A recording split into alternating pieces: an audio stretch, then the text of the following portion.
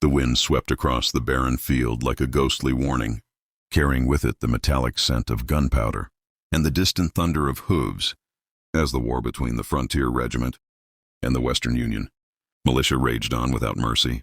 Among the chaos, a young battlefield nurse named Clara Whitlock rushed from soldier to soldier, her hands trembling but determined as she pressed cloth to wounds, whispered comfort into dying ears, and tried to hold together what the war was determined to tear apart. Her gray apron, marked with a bright red cross, fluttered wildly with every explosion behind her, but she had long since learned to ignore the screams, the smoke and the bullets, snapping through the air until the moment she looked up and locked eyes with a man she had never seen before. He stood on the opposite side of the battlefield, a tall, rugged cowboy of the militia with a dusted hat, pulled low and a revolver glinting in his hand.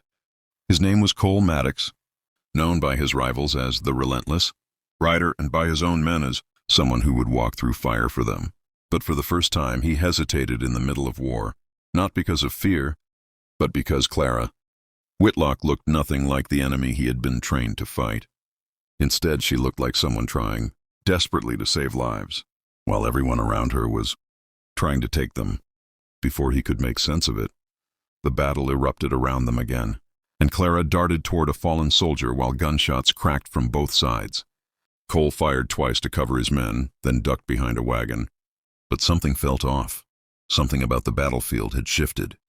He peeked over the wagon edge and saw Clara again, kneeling over a wounded boy far too young to be fighting, and for reasons he couldn't explain, he took aim at anyone who tried to shoot in her direction. When enemy riders stormed forward, Clara found herself suddenly in the open, exposed as bullets zipped past her.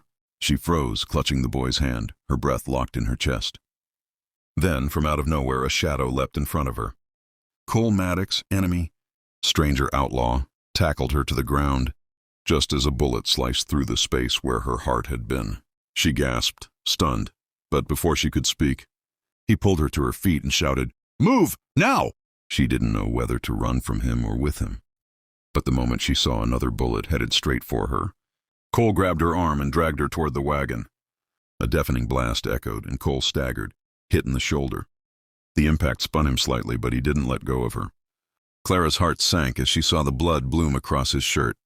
But he gritted his teeth, pushed her behind the wagon, and shielded her with his own body even as chaos exploded around them. "You don't know me," she stammered, shaking. "Why would you—" "Don't matter," he growled, pulling her further into safety. "You're trying to save lives. That makes you worth saving, no matter what colors you wear." Clara had spent months watching men fight, kill and die for purposes they barely understood, but no act of courage had ever struck her like this. Here was a man raised to see her as the enemy, yet he had taken a bullet meant for her. She tore a strip from her apron and pressed it to the wound in his shoulder, whispering, "Hold still," though her own hands trembled so violently she could barely tie the cloth. Cole winced but held her gaze, seeing fear and fire all at once in her eyes.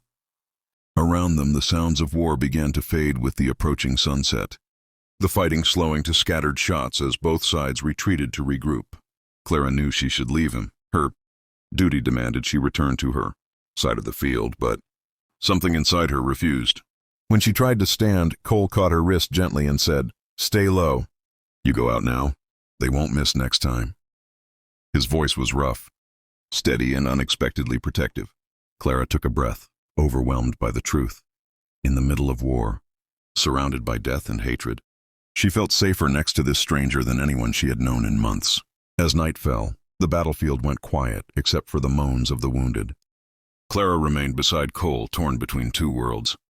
He had saved her life, and now, as she pressed harder on his wound to slow the bleeding, she realized he had awakened. A part of her she thought had died at the start of the war, hope. The kind of hope that whispered that maybe not all people on the other side were enemies. Maybe some were lost, wounded, or fighting battles of their own. And maybe sometimes fate brought strangers together not to destroy each other, but to change each other forever. Dawn broke over the battlefield like a gentle apology, casting soft golden light across overturned wagons, abandoned rifles, and the lingering ghosts of the night before. Clara Whitlock blinked awake, her back stiff from leaning against the wagon wheel, as she kept watch over Cole. Maddox through the cold hours, His breathing had steadied some time before sunrise. But the blood-soaked cloth pressed to his shoulder told her he wasn't out of danger yet. She knew she had to return to her medical unit before they sent someone searching for her. But as she looked at Cole, an enemy soldier, who had thrown himself into the line of fire for her, she found she couldn't walk away. Cole stirred, groaning softly as his eyes opened, and for a moment he looked confused, as if unsure whether he was alive, dead, or dreaming. Then he saw Clara sitting beside him, hair tousled from the night wind, her apron streaked with dirt and blood, and a faint smirk pulled at the corner of his mouth. "You stayed," he murmured, voice rough with pain. "Figured you'd run back soon as you patched me." "Up." Clara crossed her arms, defensively, though her eyes softened. "And leave you here to bleed out?" "I'm a nurse. I don't abandon people, no matter which side they're on." Cole shifted, winced, and let out a low laugh. "Guess I picked the right bullet to jump in front of." She glared at him, though a blush rose in her cheeks. "Don't joke about that. You could have died." He looked at her intently. "Would have been worth it." The words hung between them, unexpected, dangerous, and far too sincere for two people who were supposed to be enemies. Before Clara could answer, the distant sound of boots crunching on gravel reached her ears. She stiffened. They were searching the battlefield. If they found her with an enemy soldier, they'd assume the worst. Cole saw the worry flash across her face and whispered, "Go. Your people will think you were captured or killed." She shook her head. "I'm not leaving you. Clara, if they find you here, they won't care what happened. They'll shoot first and ask later. You know that." She knew he was right, but her chest tightened painfully. "I can't just leave you to die." Cole gritted his teeth and pushed himself up against the wagon wheel. "I'm not dying. Not after you've done all this." He placed his hand over hers, rough, warm, trembling. "But you gotta trust me. Go." Her throat tightened. "Will I see you again?" Cole hesitated, then nodded once. "You saved my life. I ain't the kind of man who forgets that." Clara rose reluctantly, her heart hammering. Before leaving, she leaned down and whispered, "Stay hidden. Keep pressure on the wound, and don't do anything stupid." "Can't promise that," Cole smirked. "Stupid's kind of my specialty." She gave him a single aching look before slipping away into the fog that still clung to the ground. But fate wasn't done with them. That night, as Clara treated wounded soldiers in her camp, whispers spread like wildfire. The militia's legendary rider had vanished, believed dead or captured. Clara's hands shook, but she forced herself to keep working. Hours later, as she stepped outside her tent to catch her breath, a faint whistle cut through the air, not threatening, but familiar. She turned toward the tree line. There, leaning against a pine trunk, pale but alive, was Cole Maddox. His arm was bandaged, her bandage, and his hat hung low over his wounded shoulder. She rushed to him, anger and relief tangled in her chest. "You shouldn't be here," she hissed. "If they catch you, had to see you," he interrupted softly.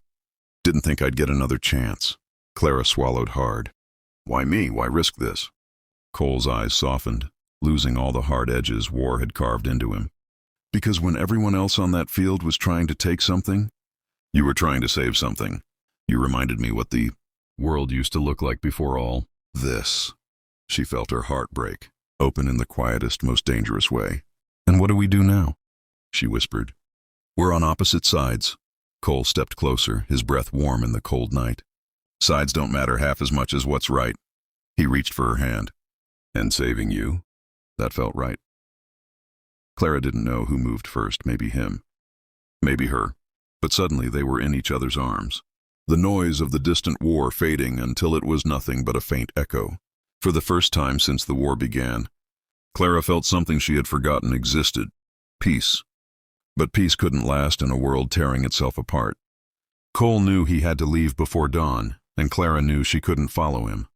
Yet something unspoken bound them now, something stronger than uniforms, sides, or gunfire. Before parting, Cole pressed his forehead to hers and whispered, "When this war ends, I'll find you." Clara nodded, tears streaking silently down her cheeks. "And I'll be waiting." Then he slipped back into the trees, disappearing like a shadow returning to the night. From that day on, Clara fought harder, healed faster, and carried hope like a secret flame in her chest.